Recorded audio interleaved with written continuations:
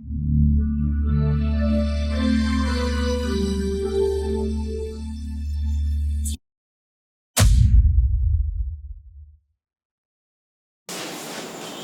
Media நண்பர்கள் அனைவருக்கும் வணக்கம். சிவா மீடியா வீரப்பன் தொடர்பான செய்திகளை தொடர்ந்து பார்த்துட்டு இருக்கிற நண்பர்கள் எல்லாருக்குமே கடந்த 2 நாளாக ஒரு புது வீடியோ உங்களுடைய லைனில் உள்ளே வந்துக்கிட்டே இருந்திருக்கும். அதை பல பேர் பார்த்துட்டு எனக்கு ஃபோன் பண்ணாங்க, பலர் எனக்கு வாட்ஸ்அப் மூலமும் செய்தியை கொடுத்துருந்தாங்க. அது யாருன்னு பார்த்தீங்கன்னா, நம்ம ஏற்கனவே வீரப்பன் வாழ்ந்ததும் வீழ்ந்ததும் நூலில் M1 அப்படின்னு சொல்ல போலீஸ் உளவாளியாக பயன்படுத்தப்பட்ட தேவராஜ் அப்படிங்கிறவருடைய ஒரு நேர்காணல் தான். கிட்டத்தட்ட ஒரு 2 மாதத்துக்கு முன்னால், அதாவது பொங்கல் நாள் அன்றைக்கி அவருடைய நேர்காணல் நான் சிவா மீடியாவில் வீடியோவை எடுத்து வெளியிட்டிருந்தேன். அதில் பேசியிருந்ததுக்கு முற்றிலும் மாறுபட்ட ஒரு நபராக இந்த 2 நாள் வீடியோவில் அவர் பேசியிருப்பார். என்ன கட்டாயப்படுத்தி வாங்கன்னா ஒரு நேர்காணல் எடுங்க, வாங்கன்னா ஒரு நேர்காணல் எடுங்கன்னு அவர் கூப்பிட்டு நேர்காணல் கொடுத்ததுக்கும் பின்னணியில் ஏதோ ஒரு காரணம் இருக்குது.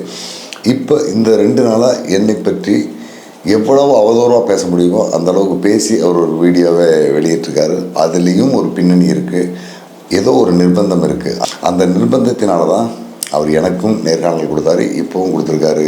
தன்னை ரொம்ப ரொம்ப யோகியனாக சமூகத்தில் காட்டிக்கிறதுக்கான ஒரு முயற்சியை அவர் செஞ்சிட்ருக்காரு. இதை நான் ஒரு மேலோட்டமாக கடந்து போகத்தான் பார்த்தேன். ஏதோ ஒரு சூழல், காவல்துறையினுடைய ஒரு நெருக்குதல், சந்தர்ப்ப சூழ்நிலையில் ஒரு குற்றவாளியை மாட்டின ஒரு நபர் தன்னையும் மீறி தவிர்க்க முடியாமல் ஏதோ ஒரு வகையில் வீரப்பன் வீழ்ச்சிக்கு காரணமாயிட்டார் அப்படிங்கிறதோடு அதை நான் கடந்து போக நினச்சேன். அதனால் அவரை நான் அதிகமாக அதுக்கு பிறகு தொடர்ந்து இந்த செய்தியை நான் முன்னிலைப்படுத்தி சொல்லாமல், இன்னும் சொல்ல போனால் சிவா மீடியாவில் அவரை பற்றி கமெண்ட் போட்டதை கூட அவர் மனசு புண்படக்கூடாதுன்னு அதை ரொம்ப மென்மையாக கடந்து போகிறதுக்காக நான் கமெண்ட் பாக்ஸ் எல்லாம் ஆஃப் பண்ணி தான் வச்சுருந்தேன். இதையெல்லாம் கடந்து போனதுக்கு காரணம், சந்தர்ப்ப சூழ்நிலையால் ஒரு மனிதன் மாறிட்டான், அதை நம்ம திரும்ப தொடர்ந்து காயப்படுத்திகிட்டே இருக்கக்கூடாதுங்கிற மாதிரி தான் நான் விட்டேன். ஆனால் இந்த 3 நாளாக அவர் அந்த இன்னொரு யூடியூப் சேனலில் கொடுத்துருக்குற நேர்காணல் பார்த்திங்கன்னா, நான் அவர் மேலே வச்சுருந்த மரியாதையும், சிவா மீடியாவை சேர்ந்தவங்க அவர் மேலே வச்சுருந்த மரியாதையும் முற்றிலும் தகர்க்கிற மாதிரியான ஒரு சூழ்நிலையை உருவாகிட்டார். இதன் தொடர்ச்சியாக மீண்டும் நான் ஒரு நேர்காணலுக்கு அவரை இன்றைக்கி சந்திக்க போனேன். வந்தார், பேசினார். பேசும்போது நான் என்னென்னலாம் குற்றச்சாட்டை அவர் மேலே வச்சுருந்தனோ அது அனைத்துக்குமான தரவுகளை இவரை பின்னால் இருந்து இயக்குன அந்த காவல்துறை அதிகாரி எனக்கு கொடுத்த ஒரு நேர்காணலிருந்து சில குறிப்பிட்ட பகுதிகளை மட்டும் அவர்கிட்ட போட்டு காட்டியிருக்கேன். அதை பார்த்துருக்காரு. பார்த்து அவருடைய ரியாக்ஷன் எப்படி இருக்குங்கிறத நீங்கள் அடுத்த ஒரு வீடியோவில் பார்க்கலாம். தொடர்ந்து இது 2 அல்லது 3 பகுதியாக வரும். இந்த வாரம் ஞாயிற்றுக்கிழமை அன்றைக்கி நம்ம வழக்கமாக வீரப்பன் தொடர்பான செய்தி ஒரு நிகழ்வு ஒன்று வரும். அது இந்த வாரம் வெளியிட முடியாது. அதுக்கு பதிலாக தேவராஜுடைய நேர்காணலில் போட்டுருவோம். அடுத்த வாரத்துலேருந்து அதை நான் வெளியிடலாம். தேவராஜ் 2 நாளாக அவர் பேசுனதுக்கும் அவருடைய ஆக்ரோஷம், அவருடைய கோபம், அவருடைய ஆதங்கம் எல்லாம் எங்கே போச்சு, அவர் என்ன ஆனார், நான் வைத்த குற்றச்சாட்டுக்கள் எல்லாமே 100% சரியானது. அதிலிருந்து நான் பின்வாங்க மாட்டேன்.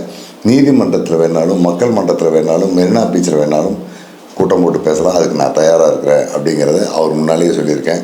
அவருடைய நடவடிக்கைகள் எப்படி இருந்தது அப்படிங்கிறத நீங்களே பாருங்கள், தொடர்ந்து பாருங்கள். நன்றி நண்பர்களே. ஏற்கனவே தேவராஜ் அவர்களை பற்றி நம்ம வீரப்பன் வாழ்ந்ததும் வீழ்ந்ததும் 4ஆம் தொகுதி நூலில் ஒரு 200 பக்கத்திலிருந்து 250 பக்கம் வரைக்குமான கடைசி கால வாழ்வியல் பற்றி சொல்லும்போது நான் சில தகவல்களை சொல்லியிருந்தேன்.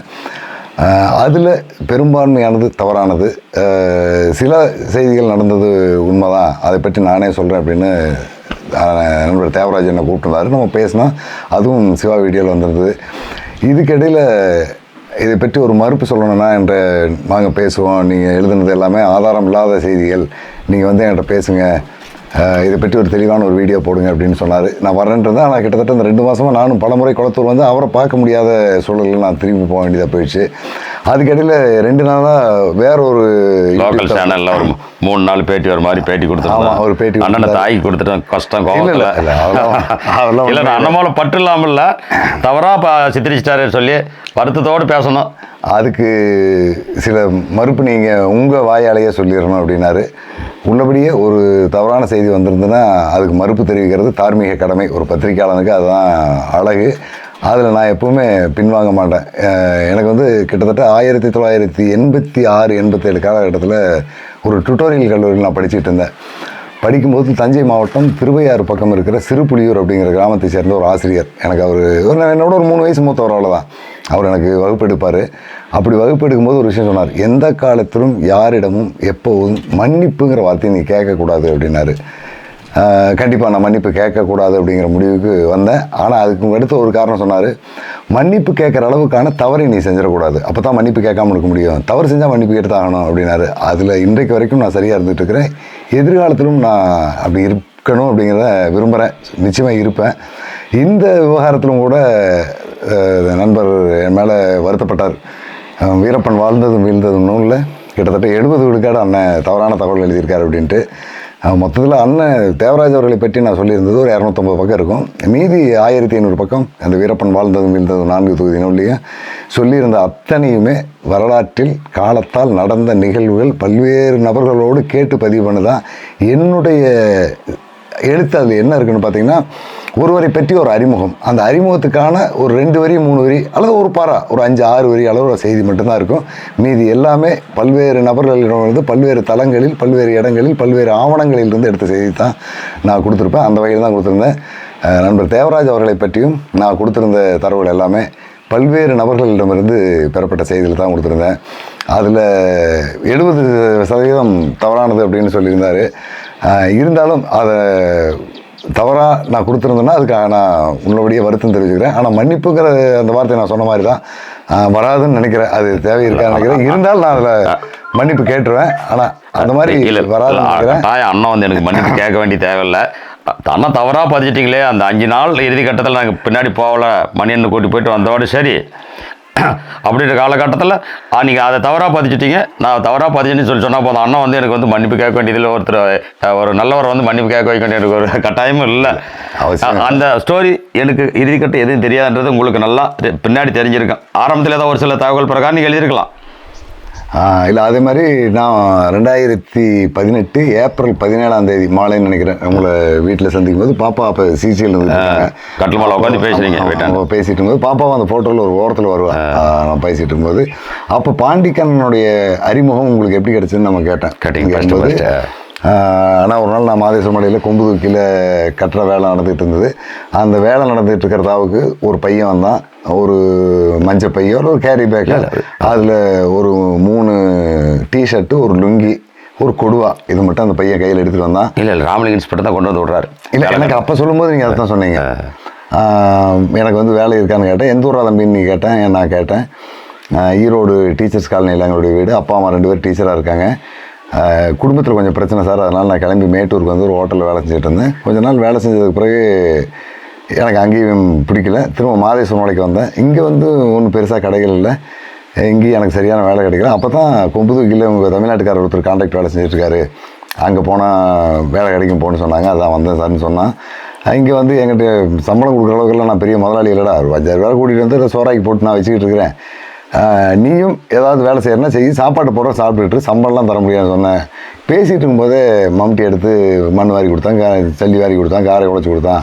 இந்த மாதிரி இருந்தால் ஒரு 6 மாதம் என்கிட்ட இருந்தால். அதுக்கப்புறம் எஸ்டிஎஃப் போலீஸாரோட கொம்புதூக்கியிலேருந்து மாதேஸ்வரம் போகிற வழியில் யானை திம்மத்துக்கிட்ட தமிழ்நாடு எஸ்டிஎஃப் கர்நாடக விஷயத்தில் நின்று பேசிகிட்டு இருந்ததை பார்த்துட்டு கூப்பிட்ட அப்புறம் விசாரித்தான். அவன் இன்டெலிஜென்ட் விங்கை சேர்ந்தவன், எங்கள் அதிகாரிகளுடைய உத்தரவின்படி நான் உங்கள்கிட்ட வேலைக்கு சேர்ந்துருக்கேன்னு சொல்லி அவன் சொன்னான். அதுக்கப்புறம் வேலையை விட்டு நின்ட்டான் அப்படின்னு சொல்லியிருந்தீங்க.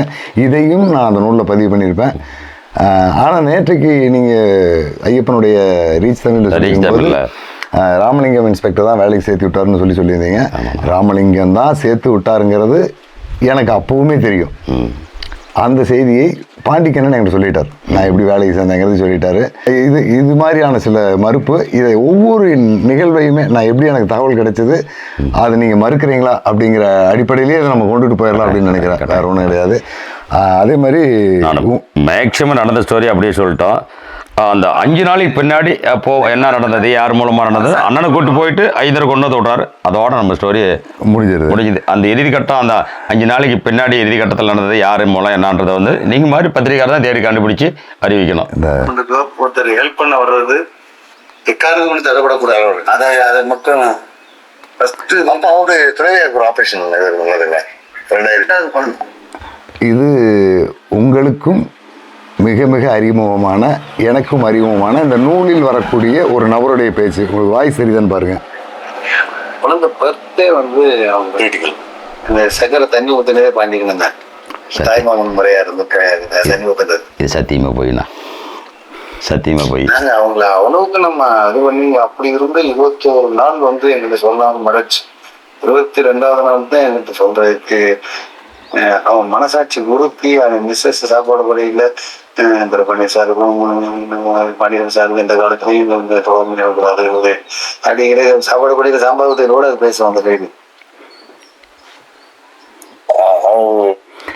இது உங்களுக்கும் எனக்கும் அறிமுகமான ஒரு நபர் தான். இந்த ஆப்ரேஷனுடைய மூளை இவர் தான் எப்படி தேவராஜுக்கும் பாண்டிக்கண்ணனுக்கும் அறிமுகமாச்சு அப்படிங்கிறத பற்றி சொல்லும்போது என்ன சொல்கிறாருன்னா, தேவராஜுடைய குடும்பத்தோடு நாங்கள் ரொம்ப நெருக்கமாக இருந்தோம். இது வந்து பாண்டிக்கண்ணன் நாங்கள் வேலையை விட்டு வந்த பின்னராக கூட இருக்கலாம், அது எனக்கு காலம் சரியாக தெரியல. வீரப்பனோடு தொடர்பு தேவராஜுக்கு வந்துட்டுதுங்கிறது எங்களுக்கு தெரியும்.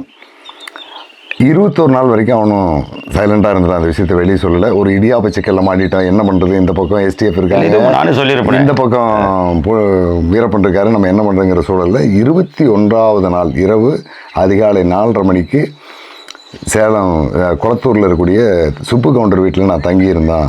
அப்போ இந்த நபர் உங்களை சொல்கிறார், தேவராஜ் வந்து என்கிட்ட சொன்னார் அப்படிங்கிறது சொல்கிறாரு. அது அவர் எங்கே சந்தித்து பேசணும் அப்படிங்கிறதையும் சொல்லுவார். போலீஸ் வாழ்ந்தாலும் செத்தாலும் நம்ம அவங்களுக்கு சொல்லாமல் செய்யக்கூடாதுங்கிற மாதிரி ஒரு உணர்வை ஏற்படுத்தேன் எங்கிட்ட சொல்லி உண்மையை சொல்ல வரோம். அப்படின்னா ரெண்டும் ரூம் பார்த்து நைட்டு 4:30 மணிக்கு காலையில் எந்திரிச்சு கதை தர மணி கதை தக்கா நான் கூட நிற்கிறேன். அந்த கிடச்சாலும் காடு 2 மாதம் 3 மாதம் ஆகி போச்சு.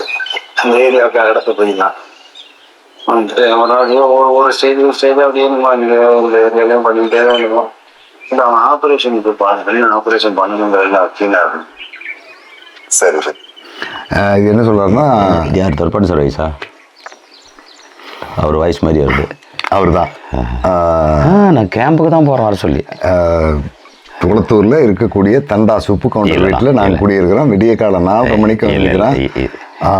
பார்க்கும்போது உண்மையை சொல்ல வரான்னு நினைக்கிறேன். அவங்க வீட்டில் மனைவியோட இவங்கெல்லாம் கலந்து பேசி மனைவி ஒரு ஒரு வேண்டுகோள் வைக்கிறாங்க, நமக்கு குழந்தை பிறந்த நேரத்தில் ரொம்ப பாதுகாப்பாக இருந்து குழந்தைக்கு சக்கரை தண்ணி ஊற்றி தாய்மாமங்கிற உரிமையை எடுத்தது பாண்டிக்கண்ணன். அதனால பாண்டிக்கண்ணனுக்கும் துரைப்பாண்டியனுக்கும் நம்ம துரோகம் பண்ணக்கூடாது, அவங்ககிட்ட சொல்லிருங்கன்னு வற்புறுத்தி சொல்லியிருப்பேன். அதை சொன்னீங்க. ஆனால் இவர் சொல்லியிருக்காரு சத்தியமாக அவர் உத்தரவினர் கேம்பில் போய் தான் வர சொல்லி. அதுக்கு பிறகு நாங்கள் தண்டா சுப்பு கவுண்டர் வீட்டிலேருந்து பைக்கில் பாண்டிக்கன் தேவராஜை கொண்டு போய் மாங்காடுங்கிற இடத்துல விட்டு வந்து என்னை கூட்டிகிட்டு போய் திரும்ப நாங்கள் 2 பேரும் 4:30 மணிக்கு அங்கே உட்காந்து விடிய காலம் 6:30 மணி வரைக்கும் பேசல அப்படின்னு சொல்லியிருக்காரு. மேட்டூர் கேம்புக்கு இதை அடிப்படையாக வச்சு தான் நான் எழுதினேன். இதை அடிப்படையாக வச்சு எழுதுறது அவர் சொன்ன அந்த வெர்சனை மட்டும் அல்ல. அந்த காலகட்டத்தில் இந்த மாதிரி உங்கள் மனைவிக்கு ஒரு தோல் சம்மந்தமான ஒரு பிரச்சனை உருவாச்சு, அந்த பிரச்சனைக்காக சிகிச்சை கொடுக்குறாங்க, டெலிவரிக்கு இவங்கெல்லாம் உதவி பண்ணியிருக்காங்க. இதையெல்லாம் நான் சுற்றுப்பகுதியிலையும் விசாரித்து உண்மைன்னு தெரிஞ்ச பிறகு தான் அதை நான் எழுதினேன். அவர் சொல்கிறத மட்டுமே நம்பி நான் எழுத மாட்டேன். அதாவது அந்த இப்போ குழந்தை பிறந்த வாட்டி வந்து பாண்டிக்கன் அப்போ தான் பக்கமாக வந்து வேலைக்காட்டில் கொம்பத்துகள் இருக்காரா வழியா, அவர் சக்கரை தண்ணி ஊற்றினாரு, அவர் தான் தாய் மாமன்ட்டு. அது பிராமிஸாக பொய்யான தகவல். இதில் தான் நான் எழுதியிருந்தேன். ஆனால் அதை நான் விசாரித்ததிலும் அது உண்மையாக தெரிஞ்சது. அதுக்கு பிறகு தான் நான் எழுதினேன். இருங்க, அடுத்ததாக இன்னொரு ஆளை செக் பண்ணுவோம். வேலையில் போனோம்னா இவங்க ஒரு ஆளை கூட்டிகிட்டு போவான். அந்த ஆள் டைரக்ட் ஆகலாம். இந்த ஒரு பர்டிகுலர் பிளேஸ்லேருந்து அடுத்த பிளேஸ்க்கு டைரக்டாக போகிற மாதிரி இல்லாமல் அவனை வந்து கொடுப்பான். அவனை நாங்கள் எலிமினேட் பண்ணுறதுக்கு நாங்கள் ஒரு முயற்சி பண்ணோம். பண்ணுறதுக்கு அவன் யாருன்னு கண்டுபிடிக்க முடியாது. அவங்க சொல்கிற பாடி போச்சரை வச்சு கண்டுபிடிக்க முடியாது. மழைக்காரங்க மட்டும்தான் தெரியும். அப்புறம் என்னன்னா ஒரு அந்த மாவட்டத்தில் இருக்க ரேஷன் கார்டு கொடுத்தவங்க ஹெலிகாப்டர் வந்து ஒரு 72 ஸ்னாப்ஸ் ஒரு A4 சைஸ் இருக்கும். இப்போ யாராவது இல்லாத தர்மபுரி டிஸ்ட்ரிக்டே அப்படியே கலெக்ட் பண்ணி அதை கொண்டே பவானி வச்சுட்டு இங்கேருந்து நாங்கள் ஒரு காமிச்சோம். அதே மாதிரி சார் என்னால் முடியல சார், அப்படியே தான் டீ அப்படியே மாத்திரையை கொடுத்து சந்தேகப்படுற மாதிரி நான் இது மாதிரி இருக்கு சார்னா அது பெருசாக போட்டால் தெரியாது. இது வீரப்பன் தொடர்பு உங்களுக்கு வந்ததுக்கு பிறகு அப்போ ஐயந்துறை தொடர்பு இல்லை. உங்களை இந்த தேதிக்கு இந்த இடத்துக்கு வர சொல்லி அவர் சொல்லிட்டாருன்னா நீங்கள் பெண்ணாகரத்துக்கு பக்கத்தில் இருக்கிற சின்னாத்து காட்டுக்கு போவீங்க. பெண்ணாகரத்துலேருந்து பாலக்கோடு போகிற வழியில் சின்னாற்று பாலம், அந்த பாலத்துக்கு பக்கத்தில் ஒரு நபரை வந்து உங்களை காட்டுக்குள்ளே கூட்டிகிட்டு போவார். அவர் தான் வீரப்பனை சந்திக்கிறதுக்கான மீடியேட்டாக இருக்காரு. அந்த நபர் யாருன்னு விசாரிக்கிறதுக்காக உங்களுக்கு பின்னால் இருந்த அந்த டீம் பயங்கரமாக முயற்சி பண்ணுறாங்க. அந்த முயற்சியில் அவனை பற்றி நீங்கள் விசாரித்து சொன்ன ஒரே ஒரு தகவல், இவன் ட்ரைபிள் ஆள், இந்த உடல் அமைப்பில் இருக்கான், இப்போ தான் கல்யாணம் ஆயிருக்கு அப்படிங்கிற தகவலை தவிர வேறு எதுவும் முடியல. அப்படி கிடைச்ச தகவலினுடைய அடிப்படையில் தருமபுரி மாவட்ட பழங்குடி மக்கள் வாழக்கூடிய பகுதியிலிருந்து எல்காட் நிறுவனம் எடுத்திருந்த ரேஷன் கார்டு மற்ற ஓட்டர் ஐடிக்கான ஃபோட்டோவை பூரா தூக்கிட்டு வந்து பவானியில் ஒரு லாட்ஜில் ரூம் போட்டு எங்கள் ஆளுகளை வச்சு நாங்கள் அதை செக் பண்ணோம். பிடிக்க முடியலங்கிறார். ஐந்தர் வந்து கூட்டி போகிறாருல, அப்போ தங்கான்றவர் தானே அந்த ட்ரைபிள்ஸ் நான் சொல்கிறோம். அவர் யாருன்னு எனக்கு தெரியாது, அவங்க அறிமுகப்படுத்தலை. ஐந்தரைக்கு சொந்தக்காரன்னு பின்னாடி தான் தெரிஞ்சுது, நிகழ்ச்சிக்கு பின்னாடி எல்லாம். இல்லை, ஐயந்தோர வீட்டுக்கு நீங்கள் தங்கா வீட்டுக்கே நீங்கள் போயிடுறீங்க. அதுக்கு முன்னே இது நடந்ததா சொல்லியிருக்கார்.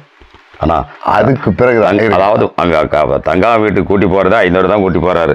வெடி பண்ணிகளுக்கு தெரியும். அதுக்கு முன்னே நடந்தது இதை சொல்கிறார். அதுக்கு அப்புறம் அடுத்து இதில் இந்த அடிப்படையில் தான் அந்த காட்டுக்கு பழங்குடி இளைஞர் ஒருத்தர் வீரப்பனோட தொடர்பில் இருந்தார். அவரை கட் பண்ணி விட்டுட்டு துரைப்பாண்டியன் நேரடியாக நமக்கு 2வது நபரும் தெரிஞ்ச ஒருத்தராக வர மாதிரி ஒரு சோர்ஸ் ரெடி பண்ணுறதுக்கான வேலை செஞ்சாருன்னு நான் அந்த புத்தகத்தில் எழுதியிருப்பேன்.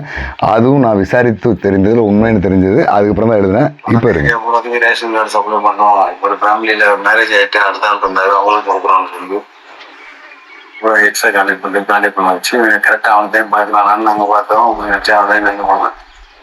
அவன் இன்னும் ஒரு ஆள் மூலமாக வேற ஆள் படிச்சு எக்ஸ்கிட்ட பேசி எக்ஸு சொன்னது மாதிரி ஃபர்ஸ்ட் எக்ஸு சொன்னது மாதிரி நான் அவன்கிட்ட கேங்கில் சொல்லிட்டோம். அவன் நாங்கள் ஒரு தடவை நாங்கள் போகிறோம். நாங்கள் நிறைய முயற்சி எடுப்போம். டிரான்ஸ்மிட்டரை நாங்கள் கொடுத்து விட்டு அவன்கிட்ட ரிசீவர் இங்கே இருக்கிற மாதிரி இது பண்ணிக்கல. டிரான்ஸ்மிட்டர் கொடுத்தோம். ஒரு விலகுறை எடுத்துக்கிட்டோம். அதுக்கு அது இந்த ஸ்டேஜில் இல்லை, அதுக்கு அடுத்த ஸ்டேஜில் வந்து உங்களே இடையாளம் தெரியும் அந்த பகுதி ஆட்கள்.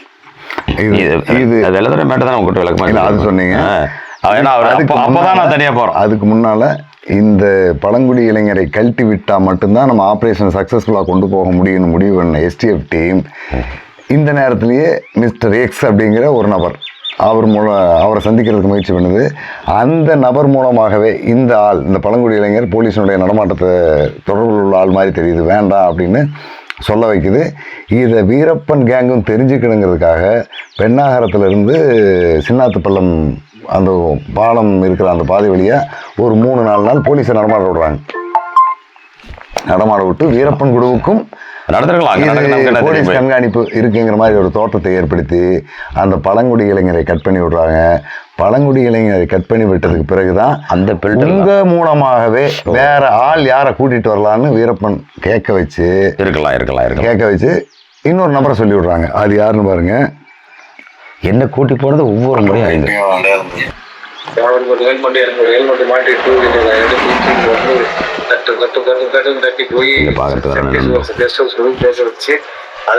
நேரத்தில் வேணாலும் இந்த தொடர்பு விட்டு போயிடும். அவன் எஸ்கேப் ஆகிட்டானா சிக்கலாக இருந்தாலும் அவனை கட் பண்ணி விட்டு வேற ஆளை கொண்டு வர முயற்சி பண்ணால் அதுக்கு நாங்கள் செலக்ட் பண்ணி கொடுத்த ஆள் ஊஞ்சக்குறை இருசார் வீட்டு பையன் ராஜாவை கொடுக்கலாம். ராஜா கொஞ்சம் சரியா இருக்கக்கூடிய ஆள் அப்படிங்கிற முயற்சி நாங்கள் பண்ணோம். அதுவும் அந்த எக்ஸ் அப்படின்னு சொல்கிறார் இல்லையா, அவர் மூலமாகவும் சொல்லி அனுப்புனா, தேவராஜ் மூலமாகவும் சொல்லி அனுப்புனா, கடைசியில் வீரப்பன் அதை கேட்டுட்டு ஏன்டா அது கொல்லிக்கட்டை எடுத்து தலையில் சொல்லி சொல்றியா, வேண்டாம்னு சொல்லிட்டாரு. அதுக்கு பிறகுதான் வீரப்பனே மாத்துப்பெரிய ஐயந்தோர மூலமா தேவராஜ் தொடர்புக்கு வந்தாரு. சொந்தக்காரரும் ஒவ்வொருத்தரையும் அவர் தான் கூட என்ன கூட்டி போனது.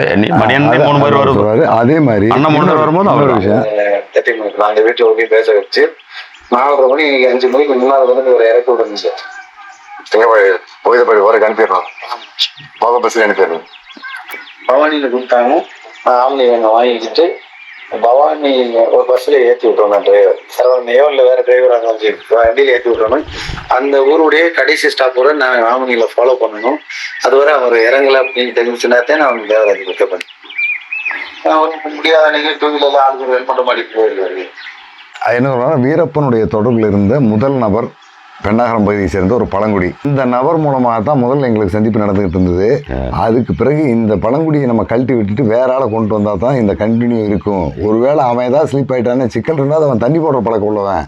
அதனால் ஏமாற்றி உனக்கு இந்த லைன்லேருந்து கழட்டி விட்டுறணும்னு முடிவு பண்ணி இந்த நேரத்துலேயே M1க்கும் தொடர்பு வந்துட்டுங்கிறார். M1 மூலமாகவும் அவன் சரியில்லாத ஆள் தண்ணி போட்டுட்ருக்கான்னு சொல்ல வச்சு அது வீரப்பனை ஒத்துக்கிறார். ஆமாம் அவன் தண்ணி போட்டுட்ருக்கான், வேணாம் அவன் வேணான்னு சொல்லிட்டு உங்கள்கிட்டயே ஒரு ஆல்டர்னேட்டிவ் கேட்டதாகவும், உங்களுக்கு ஊஞ்சக்குறை இருசாருடைய பையன் சரவணன், அவன் யானை வேட்டையாடுறவன் சிக்கல், அவனை வேணான்ட்டு ராஜா நல்ல பையன் அவனை அனுப்பி விடலான்னு சொன்னால் அதுக்காக தான் ராஜாவுக்கு நாங்கள் ஃபாரஸ்ட் டிபார்ட்மெண்ட்லேயே வேலை வாங்கி கொடுத்தாங்கிறாரு. அனுப்பி விடுறேன். ஆனால் அதை வந்து வீரப்பன் ஏற்றுக்கல. அதுக்கு பிறகுதான் இந்த தொடர்புக்கு, தேவராஜுடைய தொடர்புக்கு மாத்துப்பெரிய கல்லாட்டில் இருக்கிற ஐயந்துரை வந்தார் அப்படின்னு சொல்கிறாரு. அடுத்தபடியாக நாங்கள் ஈரோட்டிலேருந்து, மற்றபடி மேட்டூர்லேருந்து, பவானியிலேருந்து எனக்கு STF கேம்புக்கு வர சொல்லி இன்ஸ்ட்ரக்ஷன் வரும். வர சொல்லும்போது அங்கேருந்து ஒரு வண்டியை கொண்டு வர சொல்லுவேன். வண்டியை கொண்டு வர சொல்லிவிட்டு ஆம்னி வேணாம் அல்லது மாருதி ஏதோ ஒரு வண்டி வரும், அந்த வண்டியில் நான் வண்டியை வாங்கிட்டு அந்த டிரைவர் கிளம்புன்னு சொல்லிடுவேன். அவன் போகிற பஸ்ஸை நான் பின்தொடர்ந்து போவேன். அவன் அந்த ஊர் எல்லையை கடந்து போனதுக்கு பிறகு தான் நான் வண்டியை திருப்பிட்டு வந்து தேவராஜை கூட்டிகிட்டு ஒரு இடத்துக்கு போவேன். அங்கேருந்து ஒரு மோட்டர் சைக்கிள் எடுத்துகிட்டு நான் ஒரு ஹெல்மெட்டை மாட்டிட்டு போவேன்னு சொல்கிறாரு. அதுதான் 2 பேரும் நாங்கள் ஹெல்மெட் போட்டு சொன்னார். 2012 ஹெல்மெட் போட்டதே கிடையாது. நான் கூட விளக்கமாக சொல்லியிருப்பேன். இல்லை, இது நான் எழுதுனது இந்த செய்திகளுடைய அடிப்படையில் இதை நான் விசாரித்து உறுதிப்படுத்த. இது அதே தான். உங்கள் மூலமாக வீரப்பன் 2வது அல்லது 3வது சந்திப்பில் பெண்ணாடம் பகுதியில் இருக்கிற புலவர் கலிய பெருமாளை சந்தித்து அவங்களுடைய ஆளுகளை கூட்டிகிட்டு வர்றதுக்கான ஒரு முயற்சி பண்ணுறாரு. இல்லை, அதுக்கு பிறகு அதுக்கு முன்னே உங்கள் மூலமாக ஒரு முயற்சி நடக்குது. அந்த முயற்சியில் உங்களுக்கு தெரியாமலே ஒரு பேட்டரி வடிவத்தில் ஒரு டிரான்ஸ்மிட்டர் கொடுத்து அனுப்புகிறாங்க. இது செந்தாமரை கண்ணனும் விஜயகுமாரும் செய்கிற வேலை. அது தெரியாமல் நீங்கள் எடுத்துகிட்டு போய் அங்கே எக்கு தப்பாக ஏதோ ஒரு பிரச்சனை நடந்து அதில் அந்த டிரான்ஸ்மிட்டர் இருக்கிறது தெரிஞ்சதுக்கு பிறகு அந்த கம்யூனிகேஷன் கட் ஆயிடுது. அதுக்கு பிறகு ராமநாதபுரத்தில் என் கூட படித்த பசங்க இருக்கிறாங்க, அவங்கெல்லாம் விடுதலை புலிகளோட தொடர்பு இருக்காங்க. நம்ம ஆயுதம் வாங்கினா அவங்கள பயன்படுத்தலான்னு உங்கள் மூலமாக சொல்ல வைக்கிறாங்க. ஆனால் அதை வீரப்பன் ஏற்றுக்கல.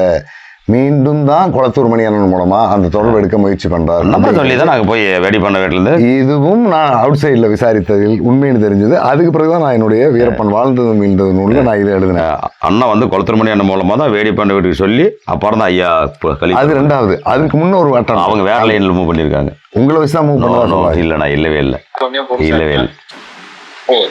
அதுக்கு தெரியாது.